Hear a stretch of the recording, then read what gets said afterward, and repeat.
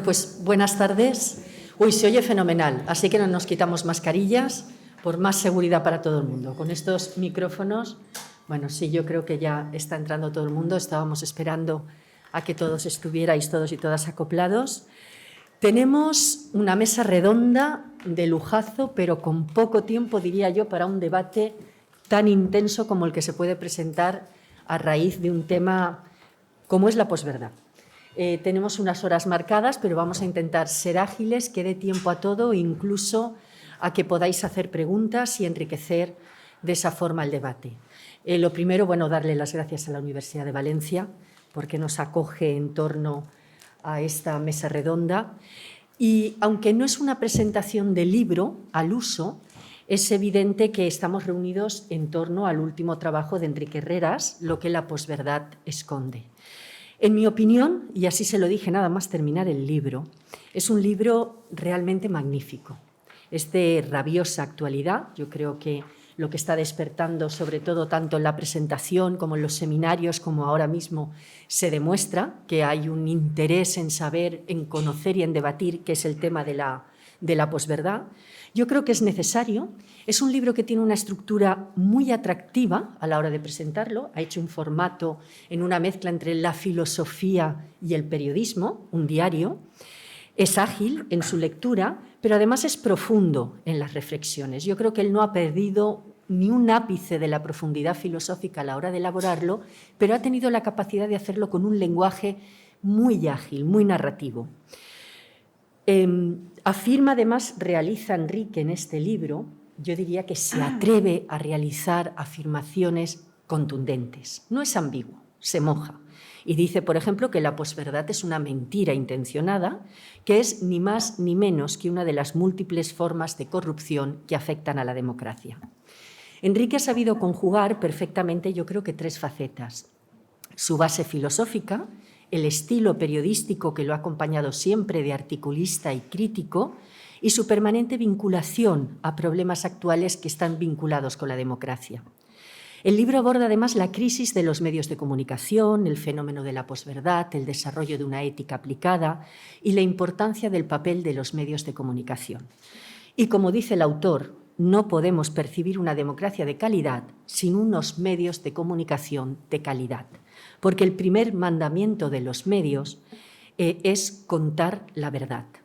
Y la verdad tiene relación con el derecho a la información, que se configura desde la libertad de expresión. Y si el periodismo en general pierde credibilidad, pierde también su identidad.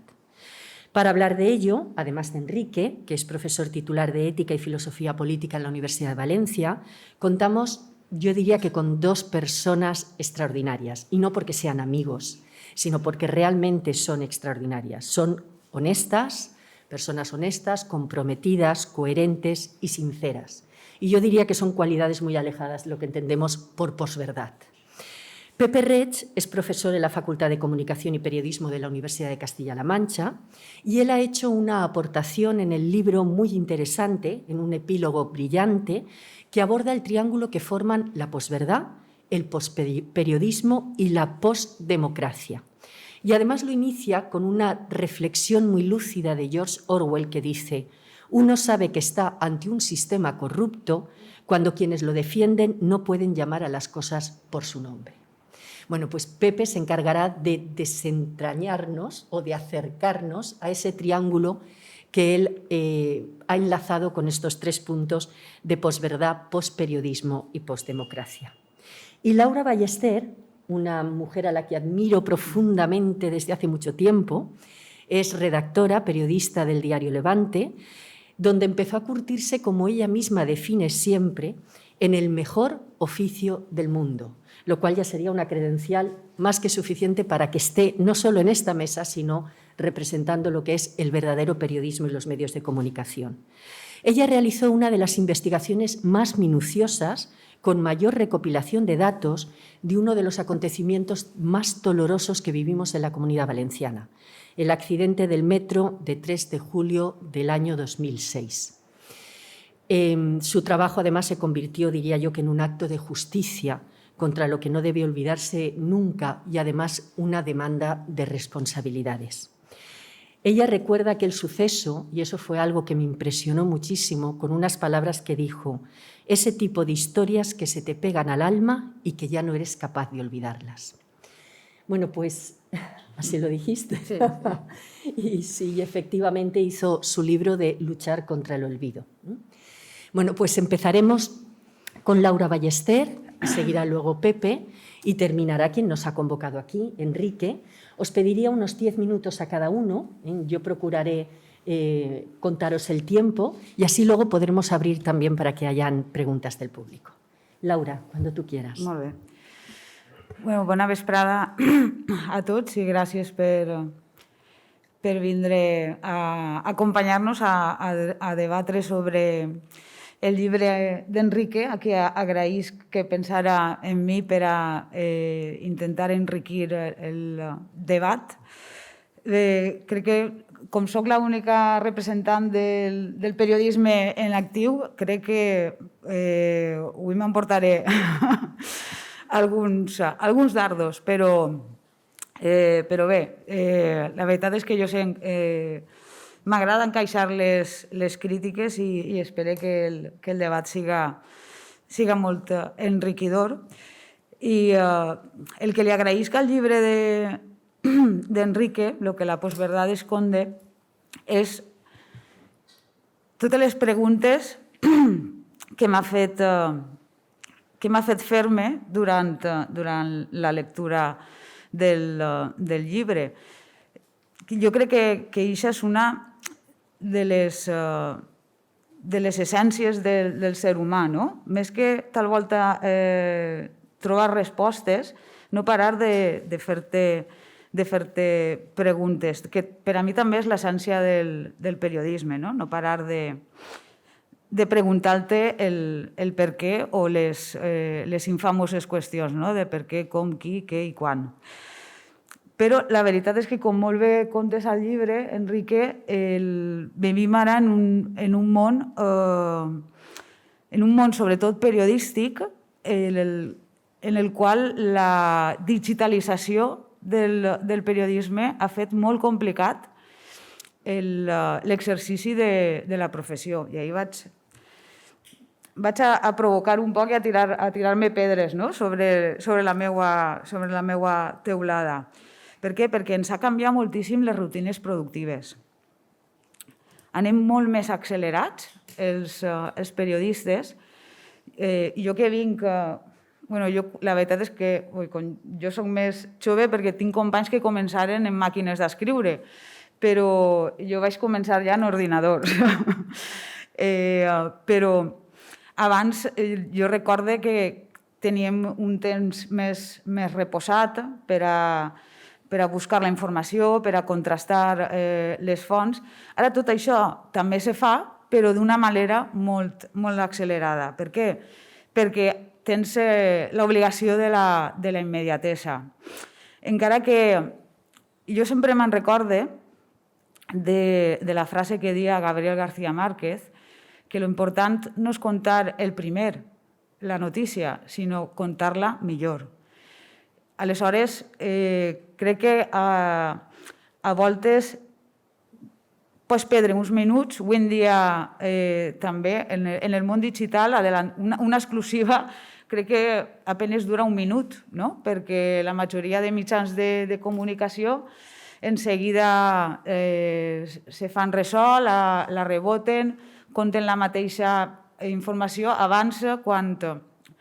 Jo m'he especialitzat, sempre he treballat en premsa i abans una exclusiva, com el diari se publicava d'un dia per altre, almenys te durava 24 hores.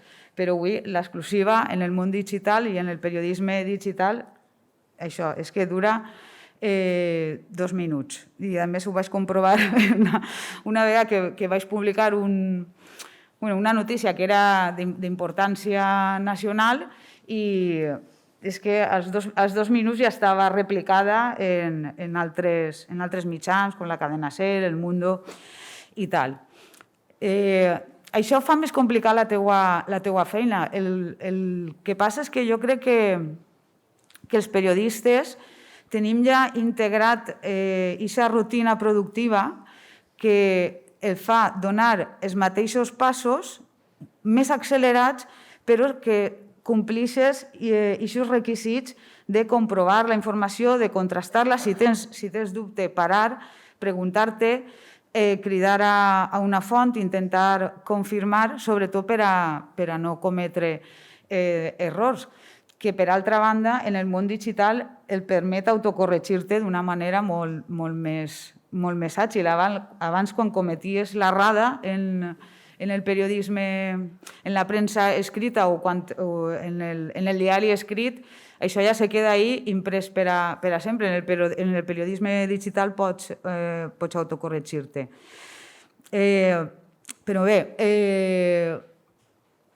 a banda de totes aquestes complicacions que ens han provocat als periodistes en aquestes rutines productives diàries, crec que la digitalització i els avanços en la globalització i el món de les xarxes socials ens ha portat projectes molt enriquidors, no només periodísticament, sinó socialment també, perquè la globalització ens ha portat treballs periodístics impensables fa molts anys, com ara el Wikileaks, els papers de Panamà o els papers de Pandora, que ens han permès conèixer a través de macrofiltracions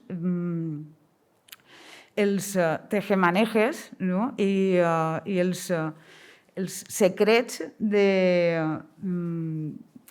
primers mandataris mundials i de gent poderosa. Són informacions periodístiques que un grup de periodistes ha aconseguit treballar durant mesos, que a voltes per a molts periodistes això és un luxe, tindre tant de temps per a poder investigar, i aquestes investigacions a voltes tenen conseqüències a nivell judicial o amb polítics que s'han vist obligats a renunciar a dimitir en les seues responsabilitats per aquestes informacions publicades a nivell periodístic. I ahí tenim també la llista, per exemple, la llista Falciani, que ha desenvolupat o ha permès obrir numeroses causes judicials. Altres de les qüestions que m'ha fet pensar o reflexionar el llibre d'Enrique és sobre la honestedat en la mirada. I si és interessant o no, jo crec que de tot això parlarem ara en el debat, el sesgo ideològic, no?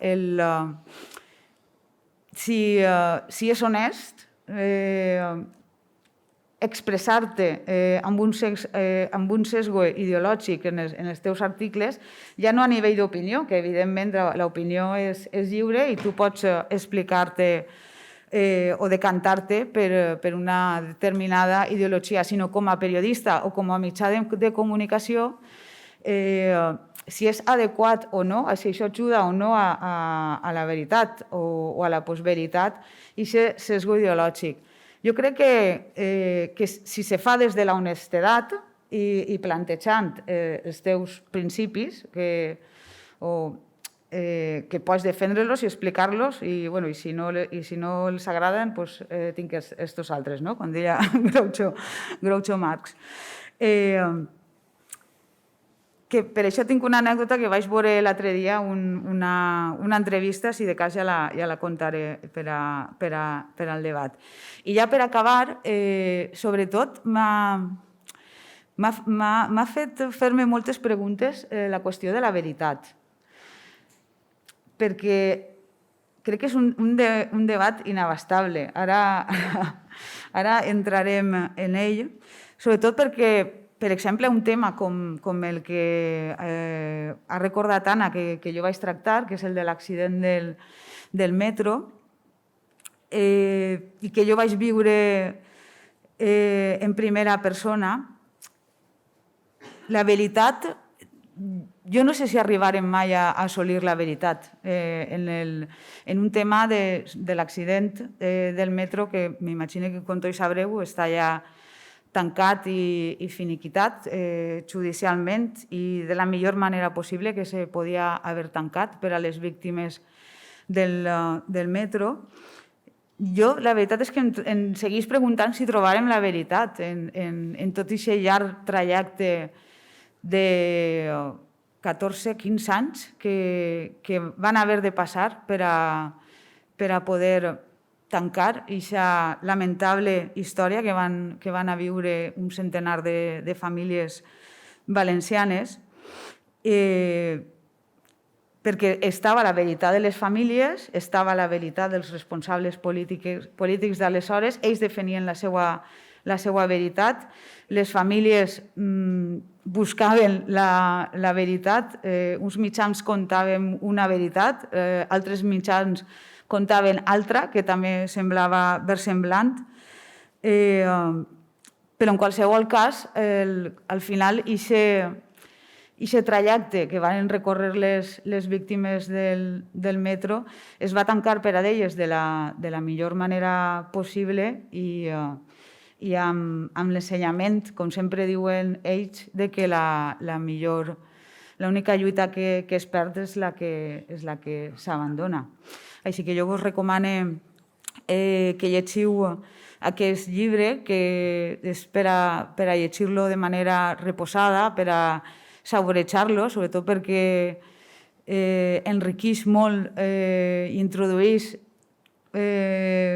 molts pensaments filosòfics. Jo l'enriquiria tal volta amb alguna qüestió més periodística, amb algun detall més periodístic, però en qualsevol cas és un llibre per a paladejar-lo i per a tindre-lo de consulta i llegir-lo a poc a poc.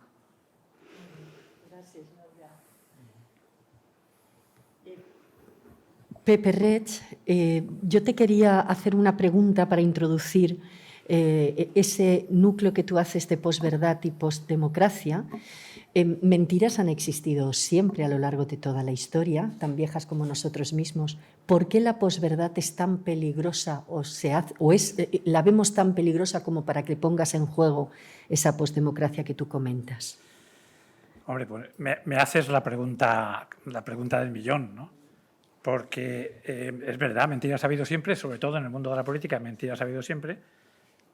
Ahora son particularmente peligrosas porque son un arma política, un arma de poder, ¿no? Yo estoy en este libro porque soy un aprovechado, porque me aprovecho de las cosas que hacen mis amigos, ¿no? Entonces he metido ahí una pequeña aportación, pero esa pequeña aportación representa un campo en el que estoy investigando, ¿no?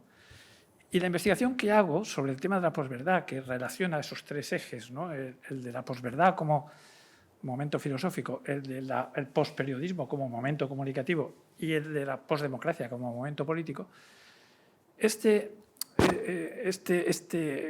organigrama, esta cosa, lo que yo investigo responde a una pregunta que se parece mucho a lo que me acabas de hacer.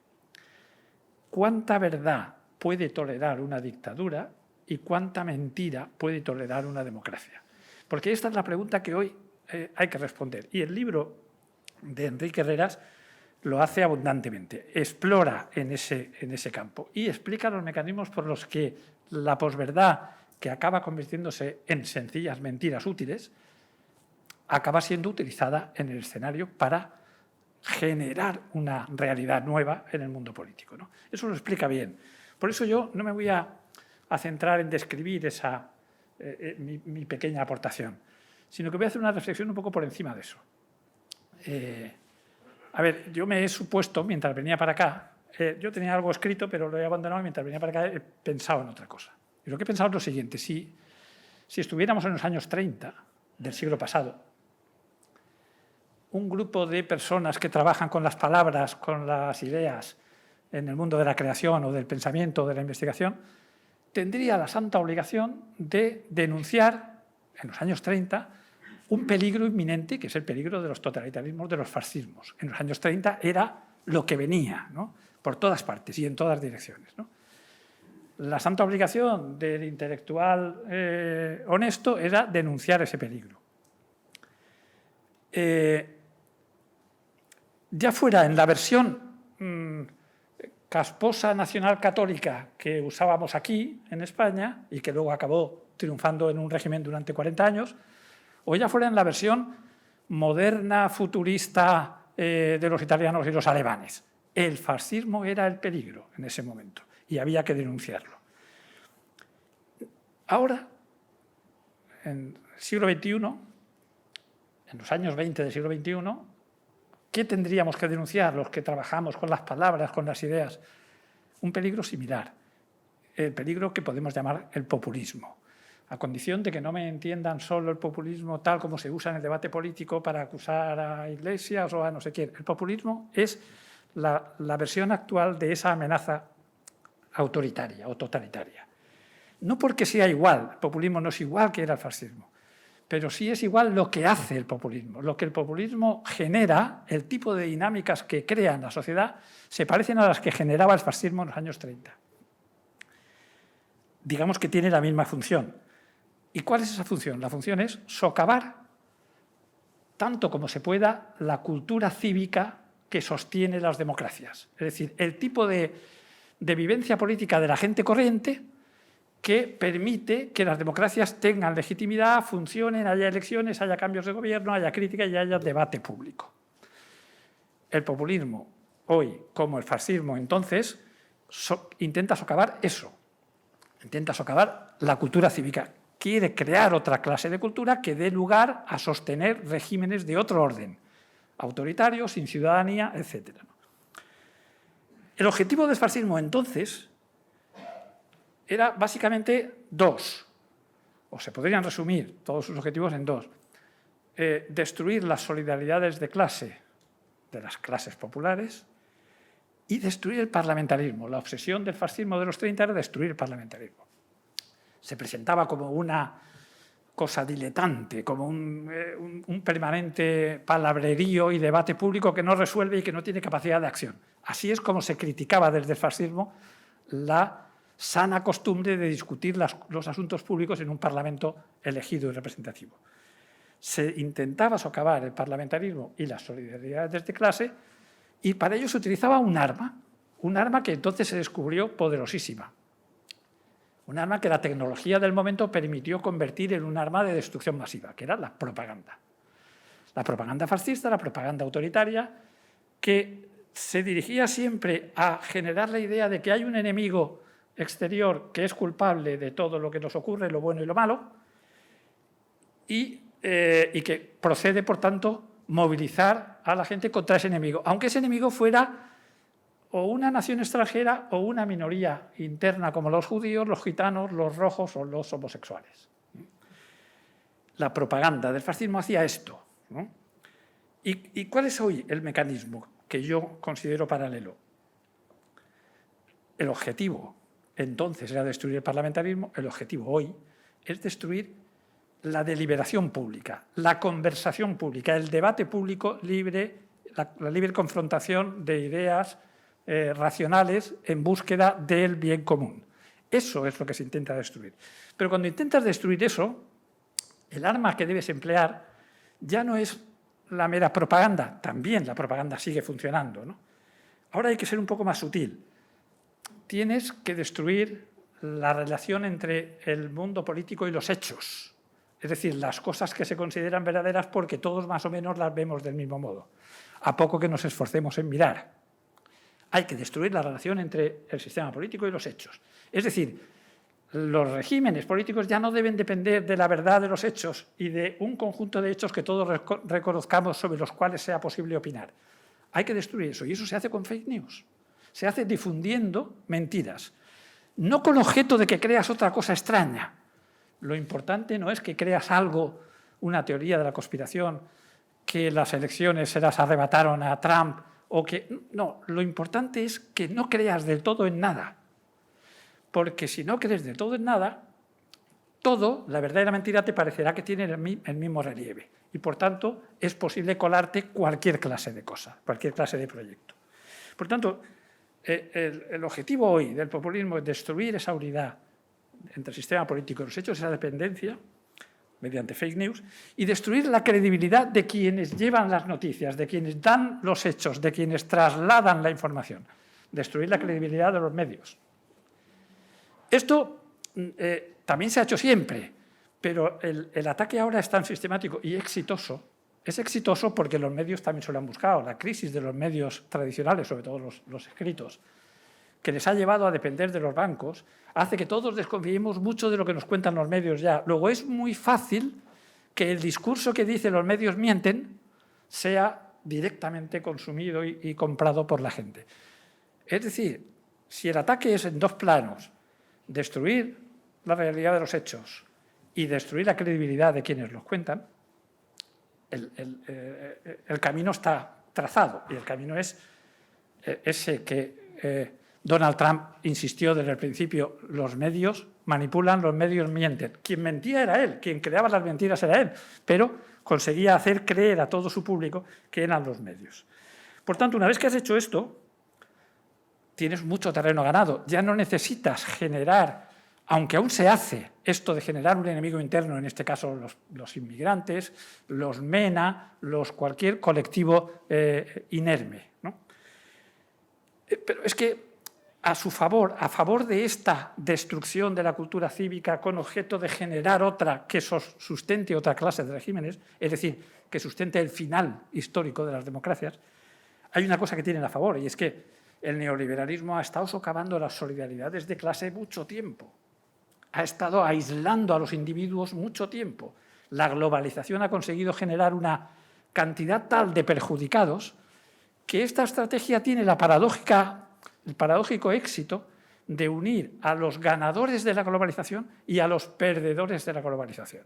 Los perdedores de la globalización, que perciben que todo va en beneficio de otro, estarán muy dispuestos a comprar el discurso de que las democracias no funcionan, de que las democracias mienten y de que los medios no nos cuentan la verdad. Por tanto, ahí se produce una especie de alianza entre los ganadores y los perdedores, que se parece un poco a la que en los años 30 hacían los fascismos con los lumpenproletariados, los marginados, los que no entraban en el sistema porque ni siquiera eran proletariado, ¿no? Es decir, que a favor de este éxito funciona la globalización. El tipo de sociedad que la globalización ha creado, donde cada vez estamos más conectados y más aislados. Y además el tipo de consumo cultural que hacemos en este mundo global es a través de burbujas. Cada uno nos metemos en nuestra burbuja de sesgo y vemos lo que nos interesa ver y lo que nos gusta ver y lo que nos complace ver, y no somos capaces de ver nunca el punto de vista de otro sector, el interés de otro sector. Con ese escenario, y aquí acabo, con ese escenario parece imposible pararle los pies al populismo porque tiene todas las de ganar. La pregunta entonces, enlazo con la tuya, ¿tenemos en esta sociedad anticuerpos para resistir este nuevo virus? ¿Cuánta mentira puede tolerar una democracia? ¿Hasta cuándo podemos sostener una democracia en la que los hechos ya no tienen importancia? En la que la creencia ilustrada en la verdad ha desaparecido del mapa. Tenemos antivirus cívicos para eso, tenemos suficientes herramientas, intentamos crear algunas, pero quizás estamos llegando tarde. Enrique, ¿tú das alguna solución en tu libro? Venga, Enrique tiene detrás, en la parte final del libro, pone las recetas de soluciones. Bueno, estamos aquí por ti. No lo voy a contar ahora. Ah, ¿no? Para que compren el libro. Bueno, pues tuyo es el tiempo. Vale, pues nada, yo estaba... Digo, menudo lío me... Por favor, el micrófono. Sí, ¿está encendido? No. Ah, vale, sí, disculpa. Que digo, estaba pensando esta tarde, digo, ¿en qué lío me he metido? Pero bueno, estoy bien acompañado y simplemente, bueno, es que he estado leyendo esta tarde un poema de León Felipe que venía muy bien para esto, que decía que en el Romero Solo, que se titula el poema, dice: para enterrar a los muertos como debemos cualquiera sirve, cualquiera, menos un sepulturero. Y estaba pensando que no cualquiera sirve para presentar un libro, cuidado, como podéis ver, pero sí que a veces el autor no es el más indicado porque tienes tantas cosas en la cabeza que decir y ahora tener que resumir en 10 minutos, pero bueno, voy a intentar hacer ese esfuerzo y simplemente ser un aperitivo, ¿no? Para lo que significa lo que sería la lectura del libro, ¿no? Tengo que agradecer muy rápidamente a algunas personas, a Alfonso Cervera, que no ha podido venir, que fue con quien estuve hablando para estar aquí, que nos dejes esta sala tan, este incomparable marco, como se suele decir, ¿no? Y también a la Escuela de Pensament Lluís Vives del Vicerrectorado de Cultura, que también ha hecho mucha publicidad y yo creo que se ha preocupado mucho para este éxito, ¿no? que tenemos. Y también vuestra presencia. Estoy en familia con algunas personas que estéis aquí, lo cual también me siento muy a gusto y yo creo que es lo bonito, ¿no? de ver muchas personas ahí abajo que conozco. Y además en una época que estamos en la época del Omicron, ¿no? Y bueno, cómo se ha conseguido, ¿no? hacer esto, y muchas gracias por la asistencia. Y muy rápidamente quiero agradecer a Ana Noguera, que yo creo que ya debería cotizarse con presentaciones de libros, porque no puede haber ya en Valencia una presentación de libros si no está Ana. Nadie se atreve. Nadie se atreve a presentar. Y nadie se atreve a presentar un libro si no está Ana en la presentación. Bueno, agradezco tu presencia siempre en el acto y bueno, que siempre es muy, muy estimulante. Y también agradezco nuestra amistad que surgió cuando éramos tiernos estudiantes de doctorado. Sí, ya hace años. Ya hace años, tiernos. Después a Laura Ballester, que no conocía personalmente, la conocía había leído bastante sobre lo que ella escribe en el periódico, que yo también he colaborado, sobre todo en temas de crítica de artes escénicas y en temas de opinión. Y bueno, es un placer tenerte aquí. Y después sí, yo creo que era necesaria su presencia, porque en todo momento defiendo lo que son las éticas aplicadas, que consiste en buscar orientaciones para la acción, buscar las metas, en este caso las metas de los medios de comunicación, pero para eso hay que haber un diálogo con los periodistas, con el mundo periodístico, ¿no? Los éticos o los filósofos tenemos que dialogar para conocer cuáles son las metas, porque no es lo mismo las metas de un médico o un profesor o un economista que un periodista, y de ahí surgen lo que son las éticas aplicadas. También quería como presencia de que yo en todo momento, porque ahora estamos muy acostumbrados a las enmiendas a la totalidad y bueno, todos los periodistas mienten, todos los políticos tal, y no, hay mucho periodismo serio, no vivimos en una sociedad líquida, hay muchas cosas sólidas, cuidado, que es muy fácil decir estamos en una sociedad líquida, ¿vale? Que sí que es verdad que hay tendencia a lo líquido, que hay tendencia a que cada vez hayan más mentiras y más bulos y tal, pero sigue habiendo un periodismo serio y eso hay que defenderlo siempre, porque creo que tenemos en nuestra época defender lo positivo, todo lo que se ha conseguido, porque si seguimos destruyendo, al final destruyemos todo. Es decir, a veces somos muy críticos y lo que hay que hacer es criticar para dejar, como decía Hegel, lo racional que ya se ha desarrollado. Eso hay que mantenerlo. Y en este sentido, yo creo que su presencia está en este aspecto porque representa lo que es un periodismo serio. Serio con bromas, pero bueno, que serio en el sentido de cumplir su función y su meta. Es que eso solo, es que además es descubrir cuál es la meta del periodismo. Y no es más, el secreto está ahí, ¿no? O el no secreto. Después también agradecer a Pepe Reis, que ha sido fundamental a la hora de centrar algunos temas del libro, y creo que su breve aportación, el epílogo, es un broche muy valioso. Yo quería que estuviese, sobre todo ese triángulo, ¿no? Porque cuando hicimos el libro anterior con Ana, teníamos un triángulo también en la base, que era cultura, economía y política, y la base de la cultura, y en estos momentos hay otro triángulo, ¿no? Posperiodismo, posverdad y posdemocracia. Y yo creo que tenía que estar, y espero que continúes con ese tema, y te animo a que continúes y a la próxima presentación de un libro estemos los cuatro, pero el libro sea mío. Después, antes de seguir, bueno, y entonces, simplemente intentará proponer algunos temas del libro. He seleccionado 3, y bueno, simplemente cómo nace el libro, por qué nace, y a partir de buscar una respuesta filosófica. Pero es que la palabra filosofía pues parece que está como da miedo, ¿no? Y yo creo que está bien, porque al final todo el mundo hacemos filosofía, todo el mundo nos preguntamos cosas, todo el mundo intentamos razonar cosas. Entonces, una respuesta filosófica ante el aumento de la presencia de lo que se denomina posverdad. No estamos en la era de la posverdad, y yo creo que eso hay que decirlo. Estamos en una época donde hay una tendencia a la posverdad, donde ahí cada vez se va aumentando el tema de la posverdad, pero no estamos en una era de la posverdad. Posverdad sí podría ser ese fantasma que decía, ¿no? Parafraseando a Marx, ¿no? Ese fantasma que recorre el mundo informativo, la política y la vida social. Es un fantasma que está ahí, ¿no? Como diría Marx. La posverdad es una de las patologías de nuestro tiempo, de nuestras democracias. Pero lo que se ha dicho antes, la posverdad ni se crea ni se destruye, se transforma.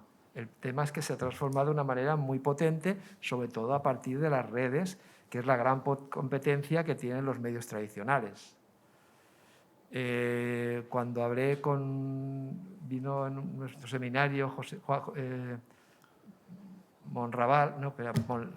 Julio Monreal, que vino al seminario y le preguntamos ¿por qué necesitáis tanto espectáculo, los medios? Y me dice, para competir con que es lo que tú has dicho, que se ha cambiado, ¿no? las reglas del juego, ¿no? Para competir con ese espectáculo que es Internet, ¿no? Que es el lugar de la libertad y de la mentira.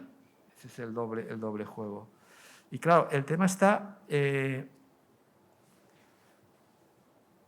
al final yo sí que apunto esa tesis a nivel filosófico, y es que trabajamos mucho con el tema de objetividad.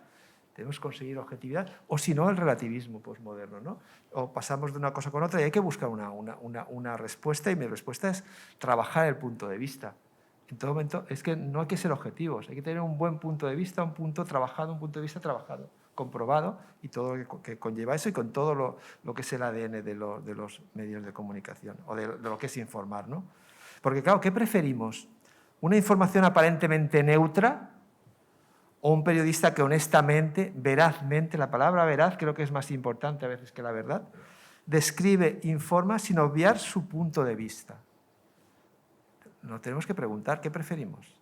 ¿Una falsa neutralidad, una imposible neutralidad, o una honestidad y una veracidad?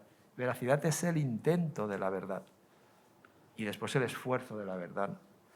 Y tiene ya una connotación ya de una connotación ética, porque ya es una responsabilidad querer decir la verdad, ¿no? La clave, más que la verdad, por lo menos, por eso es el esfuerzo de la veracidad, la disposición para contar la verdad, el esfuerzo de la verdad. Porque sí que es verdad que, para la redundancia, contar la verdad es el primer mandamiento de los medios de comunicación. Lo que pasa es que tenemos que ver qué es la verdad, como has dicho antes, ¿no? Es decir, no nos podemos conformar con ese objetivismo, con esa neutralidad, sino tenemos que ver qué es la verdad. No abandonar, ¿no? No abandonar ese esfuerzo, ¿no? Y el segundo punto que quiero proponer tiene que ver con lo que he denominado patología, ¿no? Que se puede resumir en la pérdida del valor. Pensemos en una sociedad sin valores, ¿no? Sin el valor de la justicia, que da igual la injusticia, eso lo podemos pensar. Pensar el valor de la verdad, da lo mismo que busquemos la verdad o no. Y si una sociedad no nos importa eso, ¿qué pasará, no? ¿Nos importa la democracia? ¿Nos importa continuar con la democracia o no? Entonces, ese es, yo creo que el gran problema de nuestro tiempo es que podamos perder el valor de la verdad, independientemente de lo que digamos que es la verdad, ¿no? Siempre se ha mentido. Lo que pasa es que ahora tiene mucha más repercusión, y la verdad es que, bueno, hay en estos momentos quienes estudian esto, hay dos visiones de lo que es, no sé si voy bien con el tiempo, pero bueno, hay dos visiones de entender la posverdad. Y eso habría que tenerlo en cuenta. Por un lado, hay quienes dicen que es más allá de la mentira, que es algo más que la mentira, ¿vale? Y hay quienes dicen que es puramente una mentira, emotiva, eso sí, esa es la clave, ¿no? Pero quienes piensan que va más allá de la mentira dicen que la posverdad no es una mera mentira, porque la mentira se puede desmentir, ¿vale? Quien miente sabe cuál es la verdad, y yo tergiverso por mis intereses, ¿no? Lo cual no es tan fácil con la posverdad, quienes defienden esto, porque ésta se nutre de un uso intensivo de técnicas y de marketing confiada en el poder de la superstición y la credulidad. Así es. Si el mentiroso es consciente del peso de la verdad, también lo es de su mentira. Sin embargo, el que se nutre de posverdad no le intranquiliza la verdad, le es indiferente y solo busca impresionar. ¿Notáis la diferencia? El mentiroso sí que sabe que está mintiendo, el otro no le importa. Y eso es más grave aún que la propia mentira. no le importa si lo que se narra describe, no le importa si describe la realidad, más bien la inventa. Ahí estaría todo el tema de la ficción, para alcanzar un propósito. Lo que interesa es un propósito, persuadir de un aparente hecho con el fin de destruir al adversario. Podría ser un ejemplo, ¿no? Ahí tenemos un ejemplo, no sé si conocéis, bueno, yo me gusta hablar del truc, pero si no lo conocéis, el póker. Sabéis que en el póker se puede mentir por conseguir unos objetivos, pero no hacer trampas. Y lo que se hace en la posverdad es que se miente y se hace trampa al mismo tiempo. A quien no le importa, no valora la verdad, hace trampas. Rompe las reglas del juego, ¿no? Aquí podríamos poner un ejemplo. ¿Os acordáis del famoso programa de Jordi Évole, ¿no? Que hizo el tema del 23F, ¿no? Que estaba claro que era una falsedad, mucha gente se lo creyó hasta el final, pero bueno, yo no lo vi, pero creo que muchas personas me dijo que cayó en la trampa, ¿no? Pero ahí estaba claro que se desmintió. Fue una estrategia muy brillante para decir una mentira y después desmentirla, ¿no? Eso se puede hacer, se va haciendo, ¿no? Se ha hecho muchas veces. Pero cuando Trump dice que en la investidura hubo mayor asistencia que en la de Obama, se autoengaña, está más allá de la verdad y de la mentira. ¿Podemos perdonarle el decir que no me interesa a alguien? ¿Podemos perdonarle en el sentido ese que no le interese la verdad? Ese es el tema, ¿no? Que decir, bueno, si no me interesa el tema, en el fondo estoy mintiendo. Por eso lo que el otro día estábamos hablando de ese tema es pura mentira. No, es algo más, pero al final llegamos al tema de la mentira, del engaño. Porque si uno no le interesa la verdad, en el fondo pues nos está engañando, nos está desinformando de alguna manera, ¿no? Y bueno, pues eso es un tema, yo creo que si queréis profundizar con esto, pues no dejéis de comprar este libro, porque allí tendréis todas las soluciones a todo lo que estoy explicando, ¿no?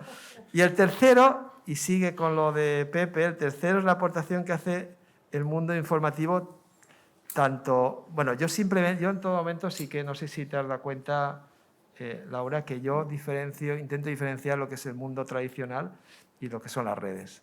Yo creo que hay diferencia. Cuando hablamos de medios de comunicación, pues están los medios tradicionales, que incluso ya están en online y tal, y las redes. Son dos cosas diferentes. Yo no creo demasiado en el periodista ciudadano, porque bueno, puede haber cosas interesantes, tema de democracia monitorizada, etcétera, pero en el fondo lo que yo sigo creyendo es el periodismo profesional que firma, ¿no? y que tiene su peso, ¿no? Pero el tema está en que también el periodismo tradicional está jugando a la polarización política y social, y eso unido al auge de los populismos. ¿Por qué? Porque la política en estos momentos busca la polarización, el simplismo de los discursos, todos sois conscientes de eso, unificar los votos en dos bloques. Lo que se trata es de contar votantes fieles, hooligans, ¿no? Que creen todo lo que se dice, y bueno, hay que crear dos mundos, los enemigos, ¿no? Y eso viene de Carl Schmitt, justamente el teórico del nazismo. Y el populismo, el antagonismo que crea, viene de enemigos, no contrincantes, sino enemigos. Y al enemigo ni agua, ¿no? En el sentido este, ¿no? Enmiendas a la totalidad, a todo. Y ese es el juego político. Pero el juego político tendría menos repercusión si no hubiese unos medios de comunicación que le dan eco. Y es el otro día en el tema de, yo ya voy a hacer un poquito de periodismo, el tema de Garzón, ¿no? Creo que de un tema muy concreto se ha sacado de madre, ¿no? Primero con una manipulación independiente de que fuese pertinente o no la declaración. Primero hay un intento, utilización electoralista de un hecho, tergiversando lo que se había dicho o simplificando, que es otra forma de mentir. Y después cómo los medios están ahí dándole vueltas, y al final lo que menos interesa es si el tema de la ganadería, lo que se interesa es si se va a divorciar el gobierno o no, que es el morbo, ¿no? Al final es si están, a ver qué pasa si con Pedro Sánchez y tal, sino al final el tema es ese. El otro día vi una entrevista, incluso en un programa que yo suelo ver, que es El Intermedio, y la entrevistadora no quería saber nada, quería ver si se pegaban, ¿no? entre Pedro Sánchez y él, o a ver si le habían reñido, tal.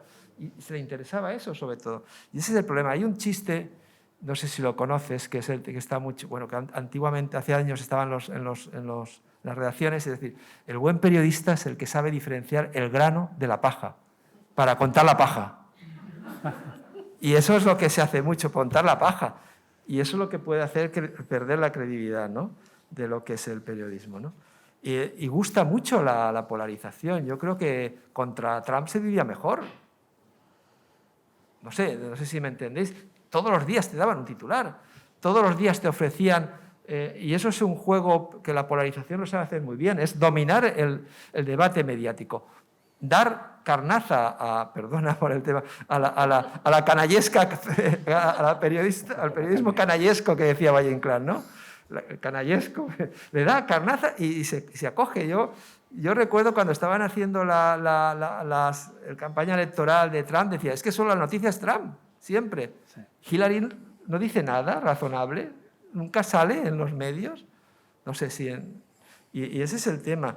Y ahí es un punto que yo creo que los medios de comunicación se lo tienen que ver en cuanto la información, yo sigo pensando que es un bien público, aunque lo provenga de iniciativa privada, ¿no? Es un bien público y eso es otro de los valores que creo que se tienen que cumplir. Y después, los medios son esclavos de la espectacularización. Y eso lo saben mucho los asesores populistas y los nuevos asesores. Hoy en este momento un partido político no necesita asesores políticos, necesita asesores mediáticos. Y esa yo creo que es una realidad. Y los populistas han creado una estrategia electoral maravillosa que todos quieren copiar en estos momentos.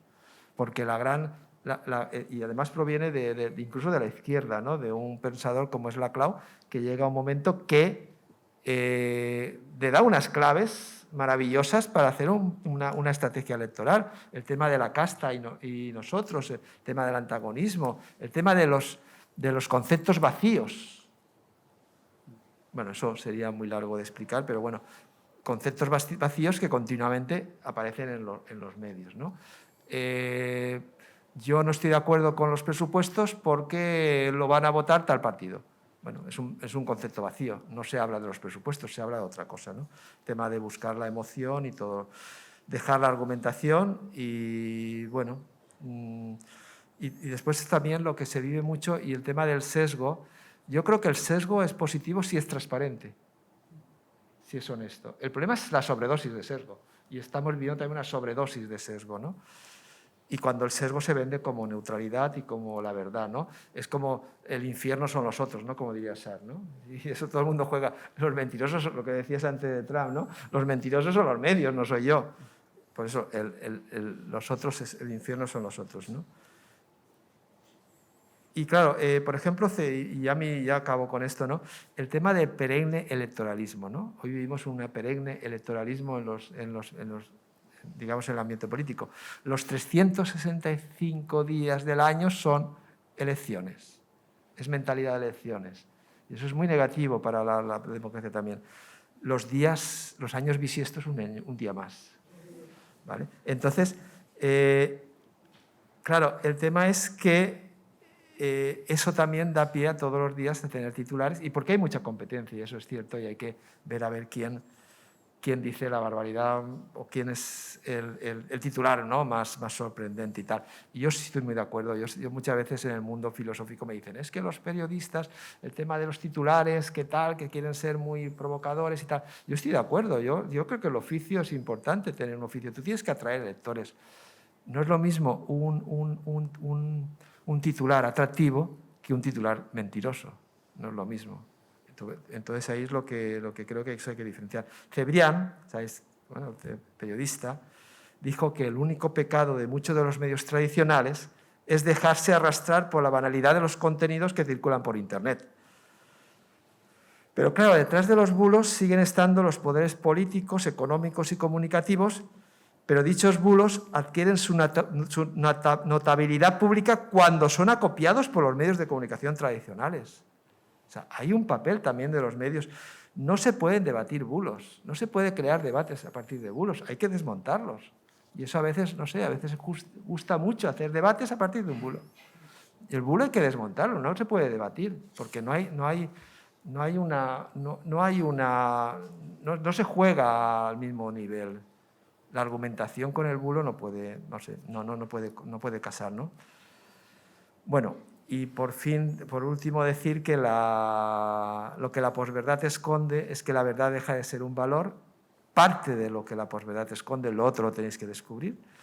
La mentira y el problema es que la mentira deja de ser un asunto subjetivo para acabar siendo un proceso sistémico de la política y de los medios. Eso decía Hannah Arendt, ¿no?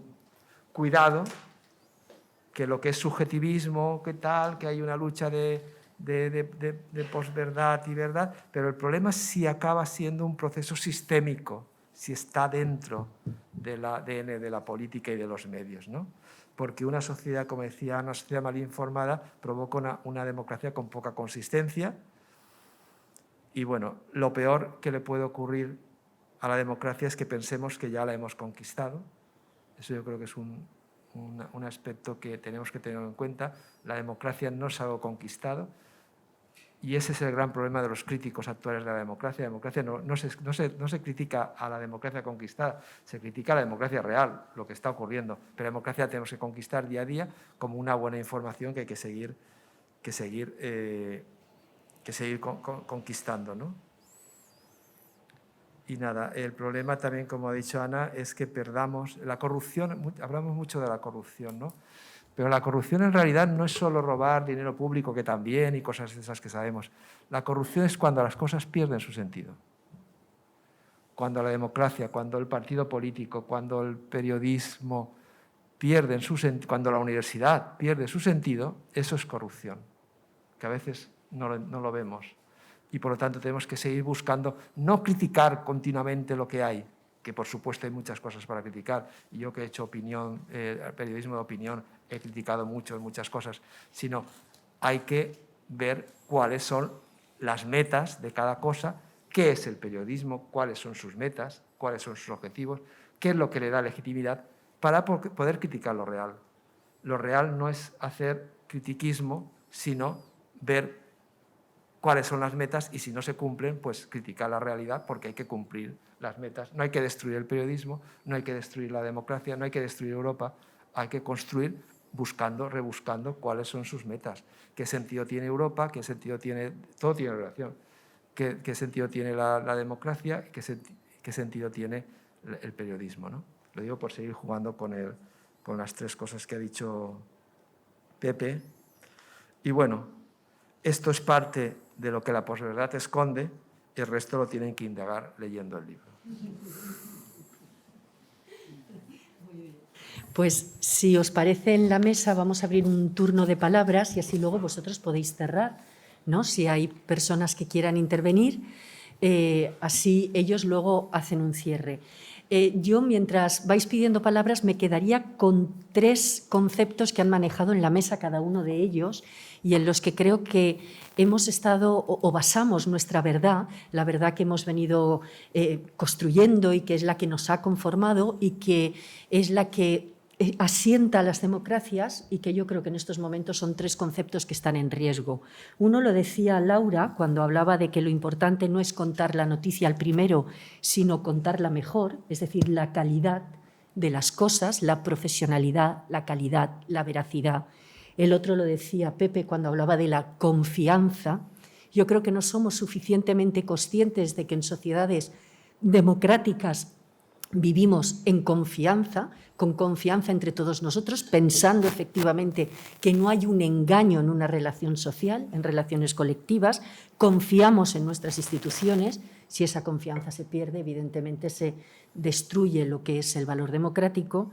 Y Enrique hablaba del tercer concepto, que era si se puede perdonar la posverdad, es decir, si se puede perdonar la mentira continuada. Yo me atrevería a decir qué grado de responsabilidad se exige a aquellos que juegan intencionadamente con la posverdad.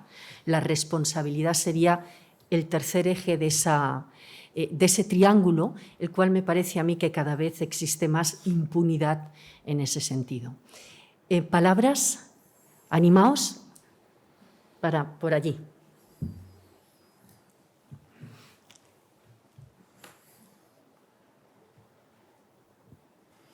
Bueno, primero, muchísimas gracias por venir a contarnos sobre la posverdad. Yo hay una cosa que desde que leí a Nietzsche me viene preocupando. Y Nietzsche tiene una frase que dice: los hechos no existen, solo existen las interpretaciones. Eso me planteó siempre como una enorme duda sobre la verdad. porque luego mi abuela, y perdonad que utilice a mi abuela, pero es verdad, mi abuela me lo dijo, un día estaba neceando yo con ella sobre el tema de la verdad, estábamos neceando, sobre todo yo, el que neceaba era yo, y me dijo mi abuela, mira hijo, la verdad es como la lengua, cada uno tiene la suya. Caray, entre Nietzsche y mi abuela, los dos me armaron un lío tremendo. Entonces, ¿qué es lo que yo estoy viendo ahora mismo? Yo lo que estoy viendo es que es una lucha por construir un relato. Pero un relato, y utilizando lo que acaba de decir Enrique hace un momento, un relato que se construye sobre significantes vacíos. Es decir, el significante que no tiene significado. Yo ahora mismo decimos aquí silla y todo mismo decimos, mira, el significante de silla son esas cosas que hay por ahí. Pero cuando uno utiliza significantes vacíos es muy fácil construir un discurso que no dice nada. O incluso resignificar un significante. Es decir, coger un significante y resignificarlo. Eso es lo que a mí me plantea una duda. Y entonces eso me lleva al sitio donde me llevó mi abuela. Que la verdad es como la lengua, cada uno tiene la suya. Y esa es mi pregunta a vosotros, a los tres. Bueno, la verdad es como la lengua, que cada uno tiene la suya. Lo que queráis. Sí, si hay alguna pregunta más, si queréis, hacemos algunas y luego así se va respondiendo para que no haya gente que se quede por intervenir. Pero tres más, ¿no? Hola, buenas tardes. Me gustaría hacer dos preguntas. Una es, he leído el libro, me ha parecido muy ameno, muy interesante.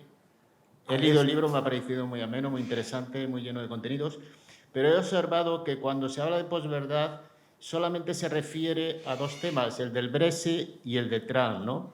Entonces mi pregunta es si se está utilizando el término este de la posverdad para atacar a los medios de comunicación que defienden ideas que no están incluidas dentro de eso que se conoce como el pensamiento único. Es decir, pensamiento único, por ejemplo, es que la Unión Europea era muy buena, pero en Reino Unido había millones de ingleses, millones de británicos que pensaban que eso era falso.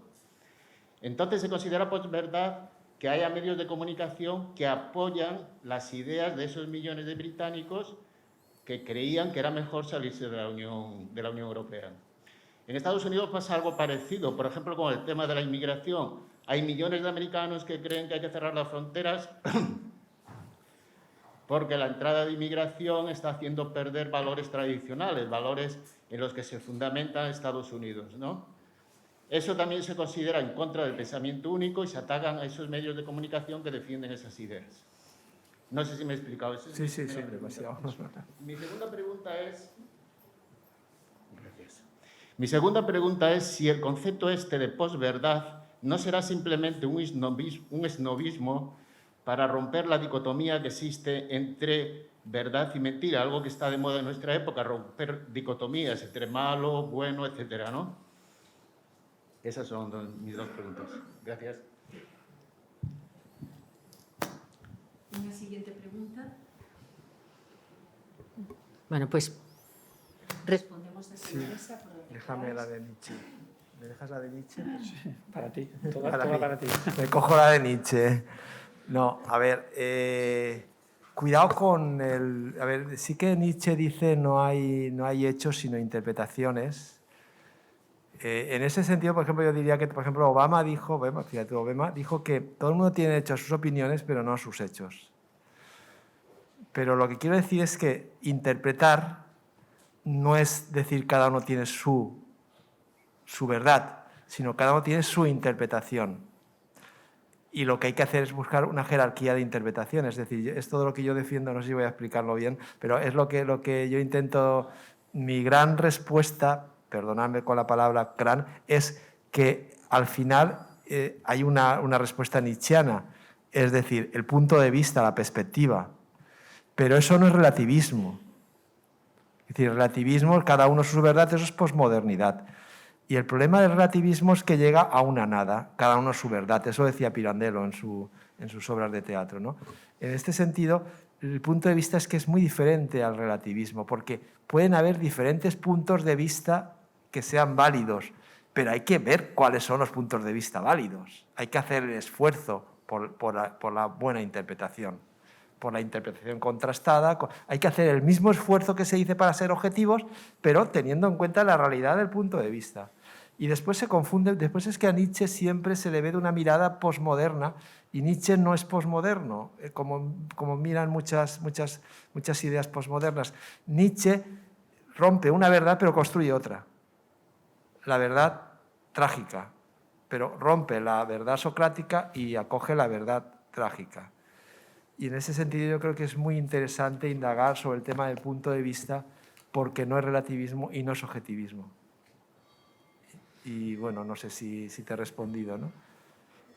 Yo lo que planteaba también es la construcción del relato desde el postulado de Laclau, del argentino, sí, de lo que es, bueno, que se basa en Gramsci, de lo que es el utilizar, bueno, y lo de los significantes vacíos, que no son de él, del significante vacío, es decir, la construcción del relato, la lucha por el relato, porque yo lo que estoy viendo ahora mismo en política y en periodismo, sí, claro, y en todo, lo que veo es la lucha por el relato.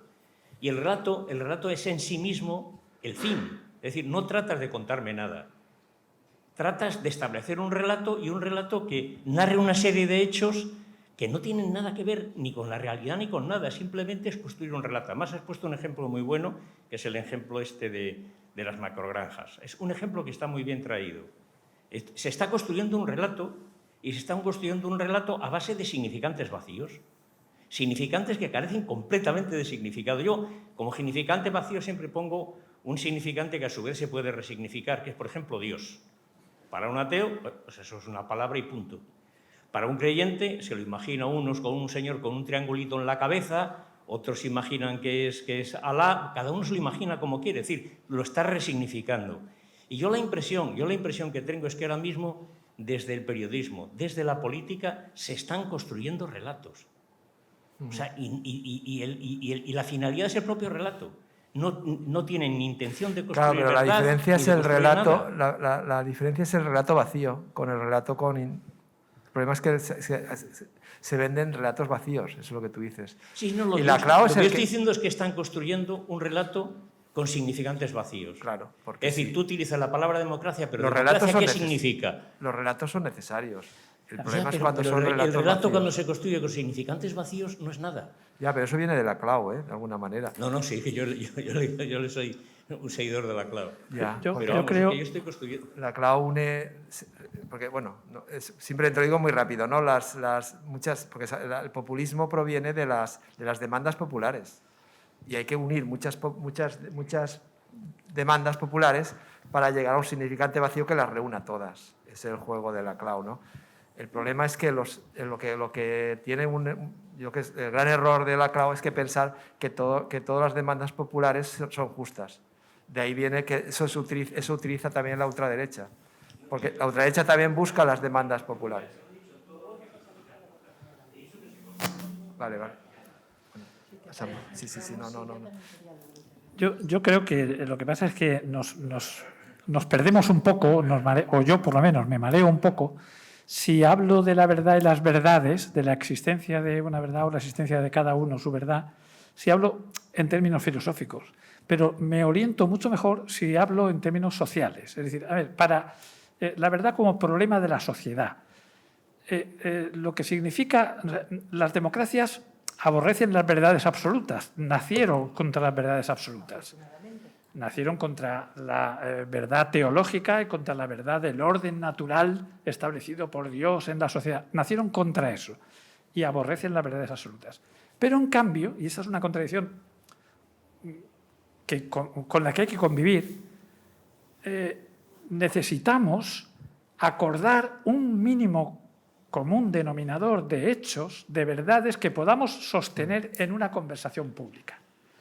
Porque la democracia significa el único régimen que funciona sobre la base de una conversación pública, que a veces es de mala calidad, que a veces le faltan, pero este es el mecanismo. Necesitamos verdades que se puedan sostener en una conversación pública. Y por tanto ya no nos referimos a verdades absolutas o verdades filosóficas, sino verdades sobre las que podamos estar de acuerdo que existen. Y se construyen con conjuntos de hechos que todos podemos ver cada uno desde su punto de vista, pero reconocer como hechos. Claro. Y luego a partir de ahí interpretamos en el terreno de la opinión cómo afrontar esos hechos, pero que haya un conjunto mínimo de hechos sobre los que se basa la conversación pública. Si esto no es así, no hay nada que hacer. Y por eso yo insistía antes en que el populismo autoritario lo que intenta es socavar eso. Es decir, que no puedas ya creer en nada, ni por ti mismo, ni porque compartes esa creencia con otros. Creencia no es la palabra, es conjunto de hechos, ante los que me puedo posicionar, pero que reconozco que están ahí. Si salgo a la calle y no miro, me puede atropellar un autobús, eso es un hecho, no es opinable, ¿no? Yo puedo afrontar ese hecho de diversas maneras. Bien, si no hay un núcleo sobre el que podamos conversar, que debe incluir los significados básicos de las cosas que decimos que vemos, si no hay eso, no hay conversación pública. A mí no me importa tanto el problema filosófico de la verdad como correlación entre lo que se dice y lo que es, según Aristóteles, o la verdad como acuerdo general sobre lo que es cierto. No me importa la definición filosófica, sino la definición operativa social, porque es la que me permite marcar la frontera entre los que están a favor de crear sociedades que se basan en la conversación o crear sociedades que se basan en alguna clase de otra autoridad. Este es mi punto de vista sobre el tema filosófico. Pero solo una cosita muy rápida. Es que creo que el tema es que no tenemos... Hoy el gran problema actual es que lo que se está intentando es no tener hechos comunes. Claro. Y el gran ataque del populismo es a los consensos. Cosas que se han consensuado ya, hay que atacarlas. Y ese es el juego. Se socava eso. Y entonces la democracia nace, no lo olvidemos, la democracia es parte del consenso, de consensuar cosas. ¿Vale? Yo, si me permitís, también me... Bueno, ¿habían más palabras? Otra pregunta, sí. Ah, sí, pues pasamos a palabras y sí, mejor. Creía que no habían más. También. Bueno, a ver, simplemente la primera pregunta que has hecho no me he centrado solo, simplemente Oxford, el diccionario, define a partir de Brexit y a partir de Trump es cuando surge el concepto. El concepto no estaba hasta ese momento.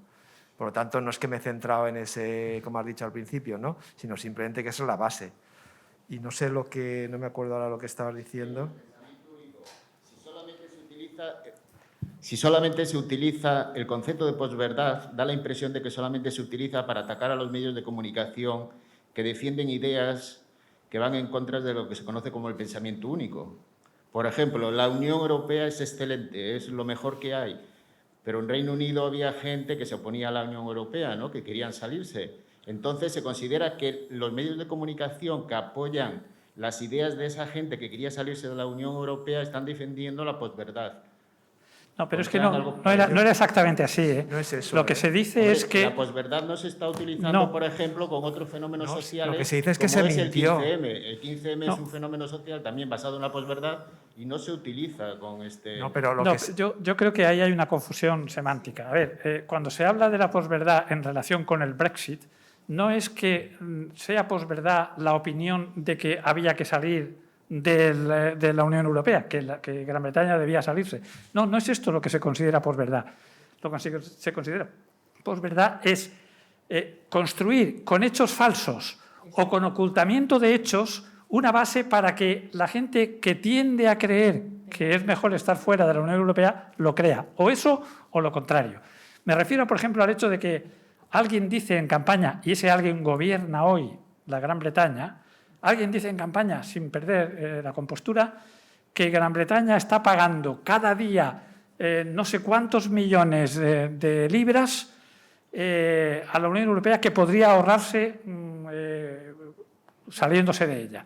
Y cuando se analizan las cifras al día siguiente de la votación, ese tipo que hoy gobierna Gran Bretaña dijo, bueno, sí, era mentira, pero era una mentira que me venía bien en el momento. Claro. Pero sobre esa mentira obtuvo millones de votos. ¿Que son de gente que ya opinaba que la Unión Europea era mala? No lo sabemos, ni podemos saberlo. Lo que sí sabemos es cómo funcionó la mentira. Eso. Claro, la opinión no es la mentira es lo que se utiliza. Cuando se dice que Inglaterra, Gran Bretaña iba a volver al imperio, eso también se dijo, ¿no? Que iba a volver, si se salía de Europa, volver a ser el imperio de otras épocas. La posverdad es la mentira para llegar a eso. Después que la gente piense una cosa u otra, pues son opiniones, pero... Es que eso puede ser una mentira. Es como cuando hablamos aquí, por ejemplo, de que si Cataluña está mal financiada con respecto a otras regiones de España. Todo depende de perspectivas. Los catalanes dirán que reciben menos dinero del que deberían y otras regiones de España dirán que no, que reciben más de lo que deberían. Bueno, pues vamos a buscar cuál es la verdad. Esos temas no pero están ese es un analizados debate. en Sí, profundidad. pero un debate o una interpretación Exactamente, no hay es una- necesariamente una posverdad. Es una cuestión de perspectiva. Lo digo y porque interpretación. no enganchemos así un diálogo, sino a lo mejor eliminamos palabras que pueden Sí, y haber. mi ¿no? segunda No está- pregunta que me apetece insistir sobre ella es de que está de moda romper dicotomías, eso es una realidad. Hombre o mujer, hoy en día ya no se sabe lo que es un hombre o lo que es una mujer. Lo mismo ocurre con la verdad y la mentira, se quiere romper esa dicotomía. Entonces mi pregunta es si la posverdad no será solamente un esnovismo utilizado para romper esa dicotomía, la diferencia entre verdad y mentira. Pero, no sé, a No, mí pues me parece que los que estamos en la mesa no pensamos que sea un esnovismo, sino algo un poquito más peligroso. Enrique decía al principio en su intervención que hay dos tendencias a pensar lo que es la posverdad. Algunos creen que es una mentira absolutamente desnuda, tal cual mentira, y otros piensan que es algo más. Yo en este caso estoy en la posición de los que pensamos que es algo más, porque la posverdad es además una mentira con escenografía. Claro. Una mentira que además se difunde, una mentira que construye relatos para que efectivamente la gente acabe pensando de una forma emocional, incluso a veces hasta racional, justificándolo, que eso que le están diciendo es verdad. Y ese es el peligro de la posverdad. Es decir, yo no creo en absoluto que pueda caer en el esnovismo, no creo que los que estamos en la mesa lo pensemos desde ese punto de vista, ni que se trate de romper dicotomías. Yo creo que la posverdad está de moda, pero no es una moda. Es algo mucho que más profundo y peligroso pero que una moda. Es más peligroso, porque tiene una escenografía tal que efectivamente entra a condicionar lo que cada uno de las personas piensan. Y en ese sentido me parece muy interesante lo que decía Pepe respecto a la democracia, que yo enlazaría con lo que tú comentabas de los hechos y las interpretaciones. Bendita sea la democracia que nos permite a cada uno tener nuestra propia interpretación de la verdad, nuestra propia esencia, subjetividad, expresión, ideología, capacidad de manifestarnos, siempre desde el diálogo y desde la confianza de que estamos manteniendo una capacidad de debatir, como estamos haciendo aquí, que eso es lo que no permite ni otro régimen político ni desde luego la posverdad. El problema yo no creo que esté tanto en que existan conceptos vacíos o significados vacíos, como estabais diciendo, sino que estamos confundiendo conceptos. A mí me preocupa mucho y me da mucho miedo desde hace tiempo que creo, y sobre todo a medida que llegan nuevas generaciones, confunden conceptos que arrancaron de la Ilustración, que nos han traído hasta aquí y que han consolidado los derechos que en estos momentos tenemos. Y me refiero a conceptos tan básicos como la igualdad o como la libertad. Cuando la gente a lo mejor rechaza conceptos como la igualdad porque se cree que equivale a una uniformidad, o piensan que la libertad es sencillamente hacer aquello que quiero y decir aquello que me da la gana. Y dices, bueno, la libertad conlleva algo más, conlleva responsabilidad, conlleva el hacerte cargo de tu propia autonomía, como decía Kant, y la autonomía significa que a partir de entonces estás solo ante lo que dices y ante lo que haces, y eres responsable de ello. Esa es la libertad. Y en cambio, a lo largo del tiempo, hemos venido devaluando tanto los conceptos que la libertad, en lugar de ser una mochila que uno lleva y que le hace autónomo y digno, pero también responsable, resulta que se ha convertido en algo tan ligero como hacer aquello que quiero, que me da la gana y decir lo que me da la gana. Y eso ha explosionado en estos momentos en unas redes sociales que de una manera exponencial multiplican justamente los fake news o multiplican la posverdad. Permitirme solo un detalle de dos noticias que me he encontrado estas Navidades de medios de comunicación, por echar un capote a los medios de comunicación, Laura, que yo creo que hay muchos buenos periodistas que, independientemente de que la verdad sean hechos, no la podemos confundir tampoco con la objetividad ni la neutralidad, cada uno puede realizar la interpretación, pero yo me encontraba con dos noticias que me llamaron mucho la atención, de dos periódicos nacionales. Uno de ellos decía que había analizado una periodista no sé si podemos decir los medios, pero bueno, uno era del País y la otra noticia era de la Vanguardia, de las que había venido leyendo.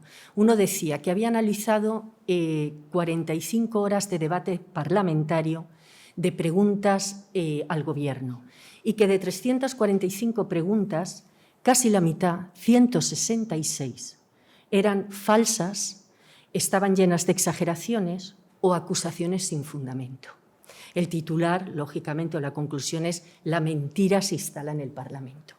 Pero, por otro lado, el otro periódico contaba que en una situación de polarización política y social, que creo que lo has comentado tú en tu intervención, que vivimos, y algo que nos preocupa, una situación cada vez más de polarización, de discusión, parece que no nos entendamos ya unos y otros, de dicotomías, como tú decías, casi estamos absolutamente enfrentados unos y otros teniendo que definir cosas.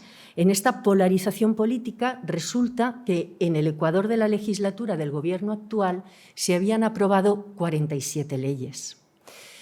39 había aprobado el Gobierno de Rajoy en los últimos 2 años. Se habían aprobado 47 leyes de un Gobierno que es el primero de la historia en coalición, en las que se está debatiendo si se llevan bien, si se llevan mal, si discuten, si no discuten. Un Gobierno que no tiene mayoría absoluta, lo que significa que aquí hay que negociar hasta la coma de un texto, y 14 de ellas eran leyes orgánicas, que significa que se aprueban con mayoría absoluta.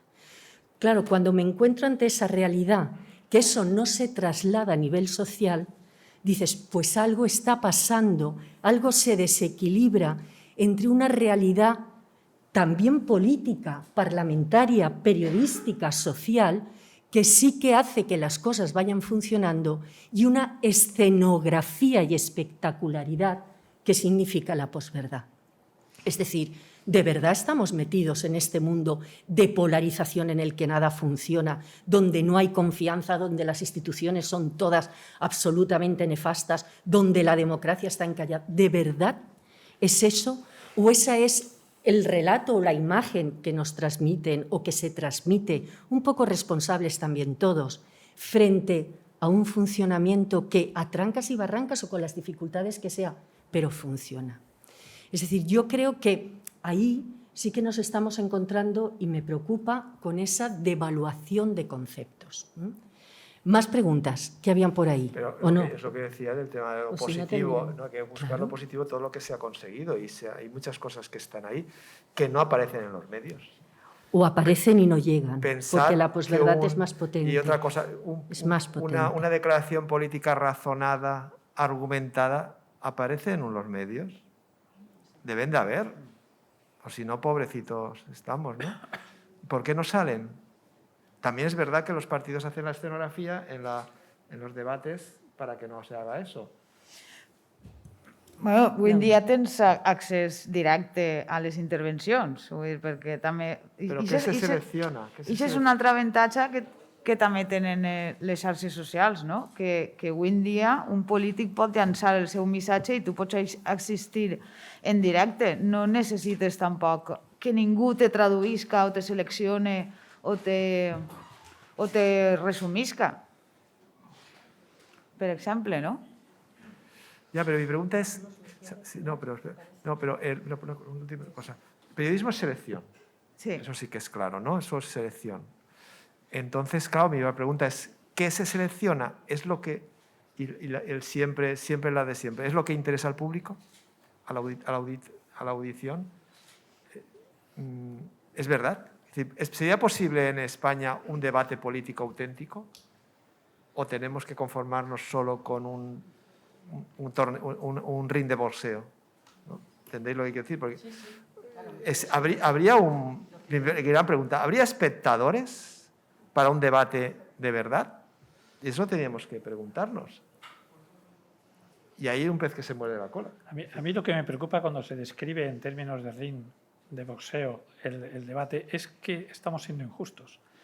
Porque yo creo que es detectable que el deterioro del debate, de la calidad del debate público viene de un lado y no viene de los dos lados. Eso sí. Notoriamente viene de la ultraderecha y sus escalafones próximos. no veo que venga de otro sitio. Eso también hay que valorarlo. En Europa, uno mira el panorama parlamentario europeo, la extrema izquierda. ¿Quién es la extrema izquierda? ¿Dónde está la extrema izquierda? No hay. O sea, la extrema izquierda está diciendo las mismas cosas que la izquierda. Socialdemócratas. Intervención del Estado para corregir desigualdades de la economía y tal. No son cosas revolucionarias.